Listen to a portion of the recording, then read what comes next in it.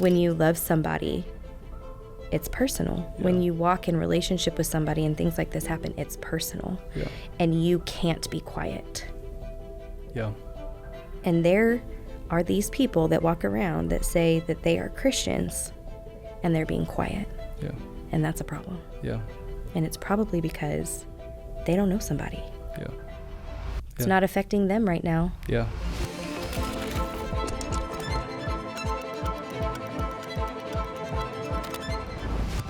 Well, we are so excited that you have joined us today. Today we have with us Ashley Logsdon, friend of the Center for Israel, friend to the Jewish community here in America and at large, and an advocate for the Jew-Gentile relationship and unity, and has helped us put on many things at the Center for Israel. You've been the spearhead for many of the things that we've done. You're kind. Thank you for joining the show. Of course. Thank you for asking me. I wanted you to come on here because many of our listeners are evangelical Christians that maybe have never met a Jewish person. Yeah. Maybe are struggling with the importance of Israel and the Jewish people. Aren't we all just Christians, and isn't Judaism a different religion? You know, all these questions. And I'm sure you had those questions as well, kind of like we all had. Yes. But you found yourself in close relationship with the Jewish family, and I think it changed your perspective. So I'd love to hear your story, just growing up, you know, what was your belief about Israel? And then when you met this family, how did that begin to change, or the wrestle that maybe that started in you? I'd love to hear. Yeah. So I didn't grow up believing anything about Israel. I think that's where most of us.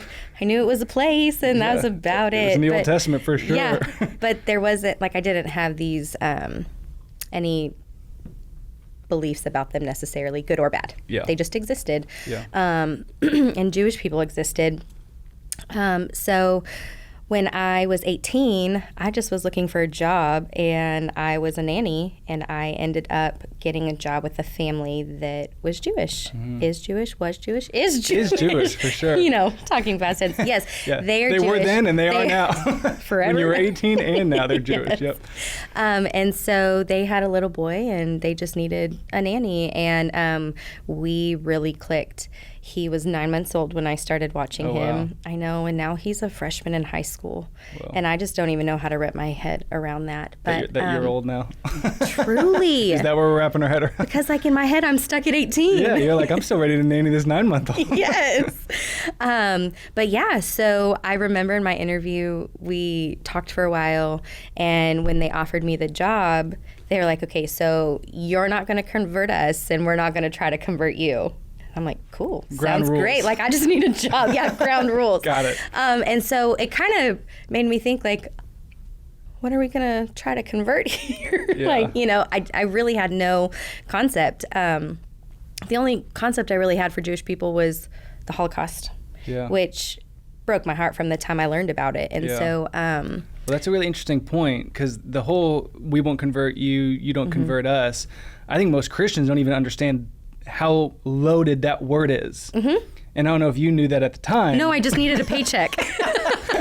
But it's true, Christians use the word convert very loosely and with often great intentions. Yeah. Because us Gentiles, or as the Bible would say, when we were once far off pagans, we needed to convert. We were doing something way out of left field, and we completely changed. Where to a Jewish person, someone who puts their faith in Yeshua, the Messiah of Israel, it's a very Jewish thing. They're not shifting from anything. They're continuing their Jewish journey. But convert has meant in the past a death of Jewish life or Jewish identity, or both. Yeah. So convert is this really loaded term. Yeah. And Christians are just like, why does convert offend them? Because we don't understand church history. Yeah. And so we think convert means just to change and believe in Jesus, and it's sadly meant you're no longer Jewish, you are now a Christian. Yeah. Or in the most extreme cases, convert to Christianity, or we're going to kill you. Yeah. So for our listeners, that convert word is strong. So they had the ground rules. Yeah, we had our ground rules. And I was like, cool, I just need a job. Yep. So we started doing life together because I was watching their son, and quickly became family. I worked for them for a handful of years, and to this day, we are still very, very close together. I mean, we walk and do life together all the time. Our kids go to the same schools, and which is wild to say again, because it's just crazy. But working for them really opened my eyes to Judaism, and I had no concept, again, like I said. And so, there were things I learned about kosher and what that meant. It's not just food, it's how you process things in the kitchen, how you meat and dairy don't get to mix, and there were different sides of the kitchen, different sides of the sink, and different pots and pans, and that really bonkers for Gentiles. Yes, I was like, wait. First off, you have to really have a lot of money, because the amount of things. 2 dishwashers, come on. 2 dishwashers, 2 ovens. It blew my mind. But I just started learning about it because it was something that was important for them, and I needed to keep in line, out of respect for their house. It wasn't necessarily something that I took home and started implementing in my home. We need the second oven. No, I need 2 microwaves. And so I just, I operated in that lane when I was at their house, and learned how to cook that way, learned how to look at groceries, and, this is kosher. And then the kosher symbol. Learn the kosher symbol, learn the parv symbol, okay, parv is a little different than kosher because of certain holiday, So I just started learning that stuff, and I learned about the holidays. And I mean, man, there are a lot of holidays. Yeah. Every time. Fall and spring. Yes, might as well just ask for a vacation. Truly. Yeah. And so it really was cool to watch their faith be on display, for lack of a better term. Yeah. Like, I got a front row seat to their life, and it really just made me curious. Like, what have I missed all this time, or what is the world missing? And I lived with them for a little bit, and so that was fun. Friday night when Shabbat starts, and all of this, the candles, the prayer, all of it. It was my first experience with all of it, and I just remember thinking, this is really beautiful. Totally. Yeah. The rhythms of Shabbat and then the feasts, it really grounds us. Yes. And it reminds, it's a God thing. The sun and the moon is this rhythm of the day, and then Shabbat is this rhythm of the week. And I think that's something that Gentile Christians really lack, is this rhythm. And I always say, because we do Sabbath. We don't do the Shabbat in the sense of the Jewish Orthodox way. Yeah. But I always remind people, Sabbath is not just a Jewish thing; it's a God thing. Yeah, 100%. Because this was Genesis. This was Genesis 1. He established that this 7th day is holy. This is before the Jewish people were created, and before the Mosaic laws.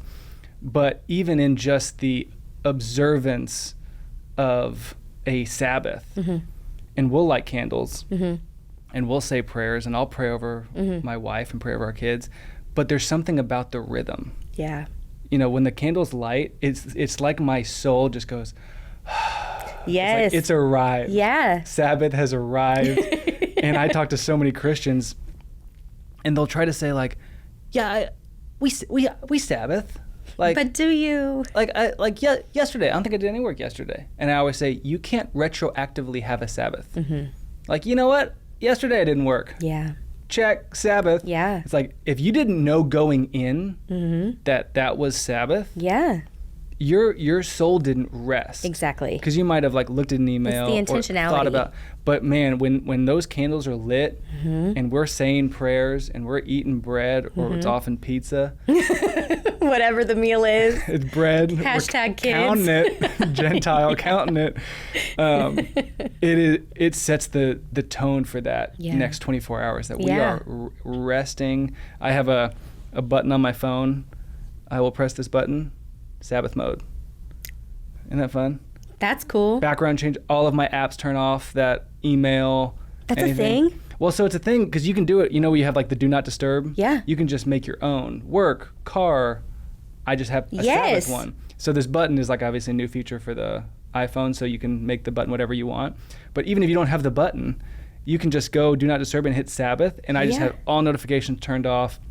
My background changes. Every time I see my phone, I see this is a Sabbath day. This is different. Yeah. I try not to be on my phone at all, but if I have my phone, it's this reminder we're not working. Yep. And I'm curious, what other rhythms, if any, did you find when you were living with them that you thought like, wow, we need something like that? You know, I think when I was living with them, I didn't have that thought process. I was young, and my now husband, then boyfriend, and I, you know, we were like, what are we doing this weekend? What are we going to, you know, there was no resting, if you will. We were always busy. But I do remember watching my friend, like, she would make bread every Friday morning, and I'd watch her do it. Or I would watch her, you know, get all the laundry done and make sure, like, the baby stuff was all taken care of. All the tasks in preparation for everything in off. preparation. And I remember thinking, why, you could do that tomorrow. But they didn't. They didn't. And I, my husband and I and our friends, we joke about this. But you know, there would be days like before I lived with them where I would leave on a Friday, and the husband would ask me like, "Hey, what are you doing tonight?" And I'm like, "What do you need me to turn on?" You know, Gentile, here to help. He's like, "Wait, you can do this, but I can't do this." Yeah. And I always thought it was silly, but it's their beliefs, it's their rhythm, it's what they do, it's, you know, and it always made me pause. And, you know, we chuckle about it and that kind of thing, but there's intentionality in everything that they do. And so now, you know, I'm older, we still walk in relationship together. I'll still go over there on Friday and watch my friend make bread. I'll watch her prepare the home. I'll watch her prepare a meal. And, you know, and now her kids will help if they're home, or, you know, it's just, it made me think, wow, I might not do everything that they do to create rest and intentionality, but I want to figure out what works for me and my family, you know, and then working at Gateway and learning about Sabbath, and then even walking in relationship with the Center for Israel, learning more about Sabbath. You know, my husband and I, it looks different sometimes every week because kids for real and extracurricular activities and all of those kinds of things. I'd love to say every single Friday night it turns off and it doesn't turn back on until the next, you know, the next evening. I would be lying. But I will tell you, the ox falls in the ditch every now and then. You just got to leave room for it. I know.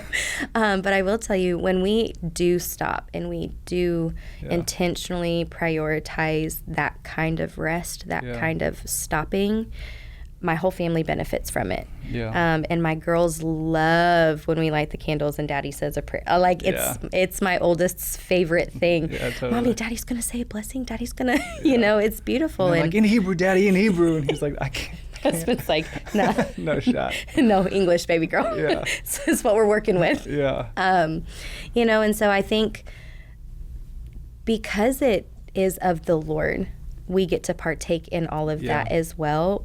I just think that I've had this conversation with one of my best friends a lot lately, especially since like October 7th. I've seen this resilience in the Jewish people. You know, like, they're not cowering away from these atrocious things. There is this boldness in them. They're like, we are who we are. And we are not going to back down or apologize for that. And I think it's beautiful. Totally. And you don't find that in the Christian faith. You don't find resilience like that. You don't find rhythm like that. And so for a while now, I have been, and one of my best friends were talking about this concept of like, what does it mean kind of to be sold out? You know, what is it for, not just like in your heart and what you say with your mouth, but like, what does your life look like?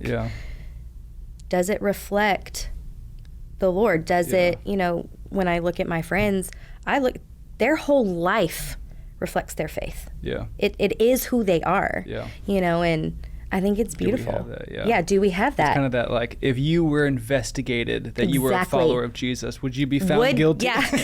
Would there be facts? Would there be evidence? Or would it be like, this guy is the same as every other American that we've stumbled upon? But they go to church on Sunday, so they're good. Check. Check that box. Well, you know, it's such a needed conversation. It's such a conflict, you Yeah. know, that we wrestle with, which is what part of our Jewish foundation, because Christianity has a foundation. 100%. And so many people believe, and understandably believe, that it's the Catholic Church. And it's like, if that's the foundation, then the foundation started in 300 AD? Ish. I'm not good at math. I'm not good at timelines. But it's like, what about before? What about Peter and Yeah. Paul and Yeah. and Jesus? Like, Yeah, if that's the the main guy. foundation, then our foundation is Jewish. Yeah, absolutely. And I, you know, there's so many topics in the Bible where when I teach about things, I'll just read the scripture. I'll read all of 1 Corinthians 12 or all of 1 Corinthians 14 Yeah. or all of Acts 15. And people are like, this is mind-blowing. But I'm just reading it. You're like, I'm just reading the Bible. But when we read it with our own kind of Western understanding, we just sometimes skim over it. Yeah. But all of Acts 15 is trying to answer this question: what do the Gentiles have to do? Yeah. Because all the Jewish followers of Jesus are still Jewish, Yeah. still plan on being Jewish. Yeah, they're not changing. Never had an idea that we were changed to anything. Yeah. But all these Gentiles now are following this Jewish Messiah. Yeah. How are they supposed to live covenantally to this Jewish It breaks your brain a foundation? little bit. And I always argue with people, when you see it from their perspective, it would have been way easier to just say, Gentiles, just become Jewish. Yeah. Way cleaner. Because we sometimes forget these Gentile believers in Jesus, they're not backslidden Christians. They are pagan. They are idol worshiping. They are orgy having. They are multiple God. They're a whole mess. A mess. A whole mess. And we're trying to talk to those guys with that background and be like, just kind of figure it out. It's like, whoa. We've been doing this for thousands of years. We know what we're doing. Just come on board with us. Yeah. And it's crazy that God and the leaders of the Jerusalem church and Peter and Paul and Barnabas and all these people are advocating, no, God made them Gentile. And they don't have to be Jewish. Yeah. Or else the whole Genesis 12 promise that we would bless the nations becomes void. Because then all the nations would just become part of Israel. Yeah. Like, that wasn't God's plan. No. So they have to stay Gentile. And Acts 15 says, write to the Gentiles, here's the only 4 things that you need to do. And it's the weirdest 4 things. It's don't drink blood, food that's been strangled, the animal's been strangled, idolatry, food that's been, dedicated to idols, and sexual immorality. And I'm like, I get the sexual immorality one. The other 3 are way out of left field. We were doing that? People were doing that? And that's the top 4 list? Like, Okay. if you gave me top 4 things that Gentile Christians have to Yeah. do, I'd be like, whoa, number 1, 10 Commandments, like, bar none. Right. But it's so interesting. It seems like what God did is he said, okay, Jews and Gentiles, you guys are now coming into a covenant together. Yep. And when male and female come into a covenant together and they're getting married, we don't say, oh, you're newlyweds? Okay, here are the 20 things that you have to do. Yeah.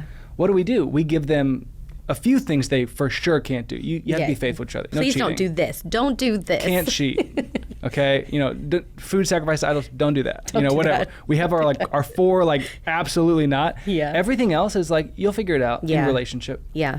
Just be faithful to God. Be faithful to each other. You'll figure it out. Yeah. And that was God's plan for the Jews and Gentiles. Was don't do these 4 terrible things that are actually going to keep you from even coming into a relationship with each other. Everything else you'll kind of just figure out. But people are messy. That is the messiest plan ever. People are messy. Irresponsible, it feels. But I think that's our journey is if we've been adopted into this family that are required to keep Shabbat, we are not. Yeah. I think we are required by God to keep Sabbath, but not in the same way that the Jews are called by God to keep. What other things are we supposed to keep? Are we supposed to, and I think that word keep in Hebrew, shamar, is also guard. Protect, what are we supposed to guard and protect? So it's a really interesting wrestle that I think a lot of Gentiles haven't really fought. And so it's really interesting. And what you said about your friend who was like, hey, come turn on my oven. I was talking to an Orthodox Jewish guy in Israel, and they had a bunch of Christians from America come in, and they didn't have a fire going, and it was freezing. Oh, and no. on Shabbat you can't Yeah, light a fire. Yeah. So they called the Gentiles over, and they were like, "Hey, this is the fire. Fire is actually out right now." And they're trying to hint like, "You just want to get that fire going. You for sure can." Can you do that fire, please? And the pure-hearted Christians were like, "No, we want to do this with you. We want to do Shabbat with you." They're like, separate." "No, And they're we like, need you to "No. do this." Can you please? And again, I don't know if that's just one instance that I'm trying to make a theology out of, but it is interesting. Like, I wonder if that's the interdependence that God desires. Maybe. Is Oh, we're I've never supposed- thought about that. We're supposed to help each other. Yeah. And God, designed it. Yeah. I mean, how much have we gotten from the Jewish community staying together and keeping these principles and these commands? Like, we've benefited from their keeping. Is there anything that we can do to bless them Absolutely. in return? Yeah. If it's lighting a fire, let's light the fire. I will light that fire. I will turn your the oven on. We'll see. I don't know. Maybe that's heresy, and the Jewish community will be like, "That's not." You can't say that. Yeah, but we're here to help any way we can. So you nanny for this family. Yeah. That turned into a friendship. Absolutely. Continuing friendship. So I'm going to take a hard turn. Let's go. October 7th happens. Oh, yes. What was that day like? Because I'm assuming we all go to the people we know. Yeah. Well, I actually had my friend's kids. So On October 7th? on October 7th. Oh my gosh. My friends went on a trip for 2 weeks, and out of the country. Yeah. And I had their kiddos. So my husband and my kids, we packed up and we went and stayed at their house. So I had their kids for 2 weeks, and I woke up on October 7th, and I got on my phone and I started seeing all of this stuff on social media. Yeah. And I remember kind of like being in shock. Like, this is not happening. Yeah. Oh my gosh. What in the world is happening? And I just remember thinking, I have to protect these kids. Yeah. They are old enough to have phones.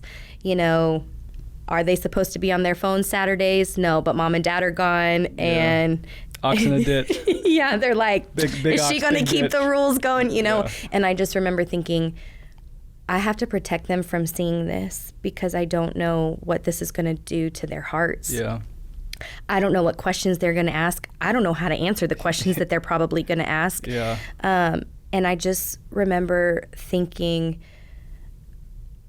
that I've seen this in history books. Yeah. I've seen this in documentaries. What in the world is happening? Yeah.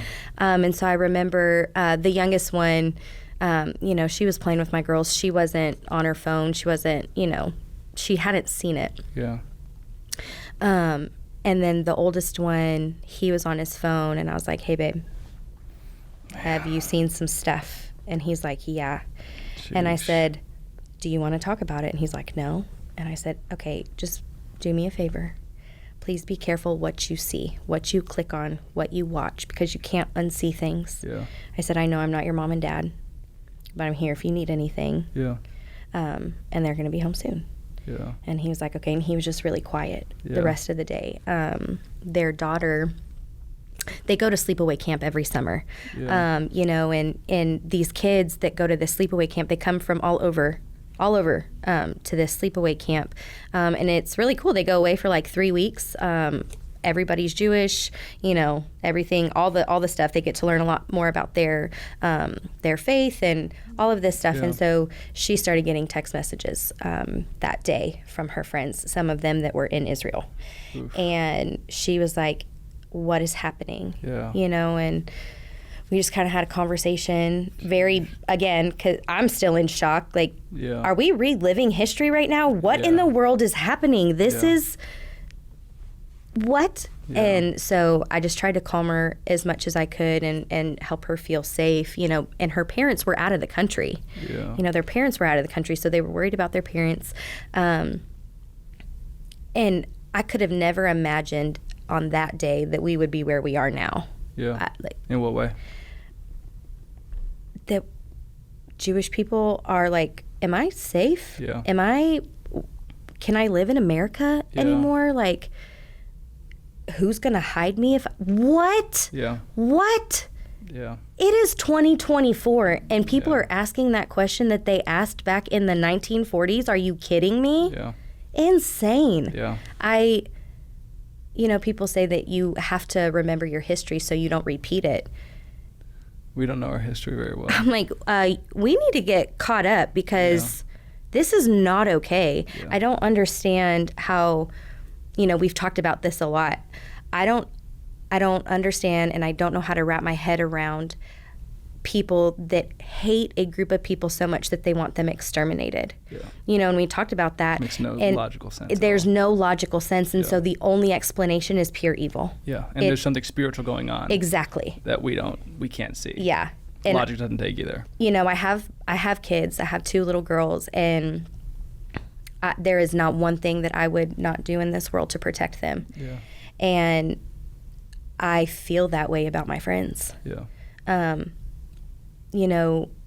I never, when I would read books about the Holocaust or learn about the Holocaust, I always thought, why wouldn't anybody stand up and say something? They're watching this group of people be annihilated. They're watching them be erased from the earth. They're watching them be treated in ways that, how could you, dehumanizing, exactly, how could you not say something? I also had always wondered, how did people turn the other cheek? What were they believing? Where were they getting their information from? Why were they not questioning the information? Yeah. And today, I can see how people's thought processes were swayed. Yeah. Little by little. Exactly. They're oppressors. Exactly. They're against the Palestinians. 100%. Yeah. All these little Yes. And seeds. it's heartbreaking. Yeah, it's terrible. heartbreaking. Yeah. I mean, I want to stand from the mountaintops and just yell at people like, are you kidding? Yeah. You don't have to like everybody. You don't have to agree with them. You don't have to believe in what they believe in, but they have a right to exist. Yeah. And you don't get to say otherwise. Yeah. And it hits personal for me because there are people that I love Yeah. deeply Yeah. that I'm like, I would hide you. Yeah, totally. I never in a million years thought I would ever say that out loud or think that in my lifetime. Yeah. And yet here we are. Yeah. And we're watching this on a very public stage. Yeah. And it's so reminiscent. Yeah. Well, because, you see these rallies where they're screaming from the river to the sea. And we have to tell people that's all of Israel. That's the river. All of it. The river is the Jordan River. The sea is the Sea of Yes. the Mediterranean Sea. Yes. They're trying to wipe them out of Israel. But yeah, people just kind of go with the times and with the culture. But I think what's so special about the relationship you have is that it's a relationship. Yeah. And I it think is. most Christians don't have relationship with a Jewish person or Jewish people or feel connected to the Jewish community. Yeah. Or even at the bare minimum feel connected to the Jewish foundation of their faith. Yeah. I remember we were talking Yes. one time and you were like, every Christian needs to talk to a Jewish person. Yes. And my response was kind of cheeky. I said, they should be talking to one every day. His name's Jesus. You did say that. And I was like, oh, yeah, you're right. But it's like at the bare minimum, you can talk to the one that you're following, apparently. You did say that. But even if that's the bare minimum. And I think that was something that grieved me. Definitely October 7th, but even before that, we would take so many trips to Israel with so many Christians, and I noticed this pattern. It wasn't everybody, but I noticed this pattern that when rockets would fly and there'd be a terrorist attack or there'd be a shooting or something, and Jewish people were killed or injured, or there was something on the news, a rocket went off, people's response, many, were, oh my gosh, I've been there. And it's like, yeah, you've been there. Are you concerned about the people? Mm-hmm. But so many Christians have this high respect and honor for the land. Yeah, but not the people. Not the people. They go to Israel to tour the sites, to tour the land, but they don't interact with the Jewish people. Yeah. And one of my greatest desires is that our trips to Israel would be as relationship oriented as they are land oriented. Yeah, you had mentioned that to me because you Yeah. said if they have relationship with people, then things become personal. Totally. And when it's personal, you don't turn the other cheek. Amen. And I've experienced that. Yeah. I've experienced that in a whole new way since October 7th. Yeah. You know, like I said, our kids go to the same school, and there have been some comments made to my friends' kids. And I'm like, give me names, give me addresses. Like, I'm going to School address right now. Don't ask I'm questions. going to go talk to their parents. Yeah. You know, it's personal. When you love somebody, it's personal. Yeah. When you walk in relationship with somebody and things like this happen, it's personal. Yeah. And you can't be quiet. Yeah. And there are these people that walk around that say that they are Christians and they're being quiet. Yeah. And that's a problem. Yeah. And it's probably because they don't know somebody. Yeah. It's Yeah. not affecting them right now. Yeah. And it's hard to weigh into the conflict. And that's part of why we're doing this podcast is Yeah. because at the same time, talk to a Palestinian, Absolutely. talk to an Arab Christian, talk Yeah. to you know, I had lunch with an Egyptian. Yep. You know, we're not saying be so one-sided in your No. understanding and conversation, but we need to wrestle. Yeah. And again, what does Israel mean? Israel, El meaning Elohim, God, and it means to wrestle with God. Yeah. We are supposed to be in a wrestling match. And that's what this covenant and conflict thing Yeah. is supposed to be. It's supposed to be this, It's man, how do messy. I wrestle with I love the Palestinians, I love the Arab people, and I want them to be safe, and I want them to be persecuted. At Yeah. the same time, God has a covenant with Israel, and those are his people, and I don't get to vote on that. Yeah, or, no. You know, weigh into which Exactly. one I want it. It's like, if God's with them, I'm with them too. Exactly. With them doesn't mean against any other And that's people. the thing. Our culture is like, if you're not 100% with us, then you are 100% against us. Yeah. And I don't know when that shift happened. You see it everywhere. Yeah. And that's a huge problem. Yeah. And I think not the sole problem, but it's a huge problem Yeah. that we find ourselves in. And we see it in these protests, these crazy things that are happening. Yeah. It's like, no, I never said I was against you Yeah. or that I want you to be eliminated, but what I did say is you need to stay in your lane and leave these people alone. Yeah. That does not mean I want harm to come to you. That does not mean that I am not for you. That does not mean that the Lord doesn't love you. Like, it doesn't mean any of that. Yeah. You're creating this narrative in the absence Yeah. of conversation. Yeah. Nobody's saying that. Yeah.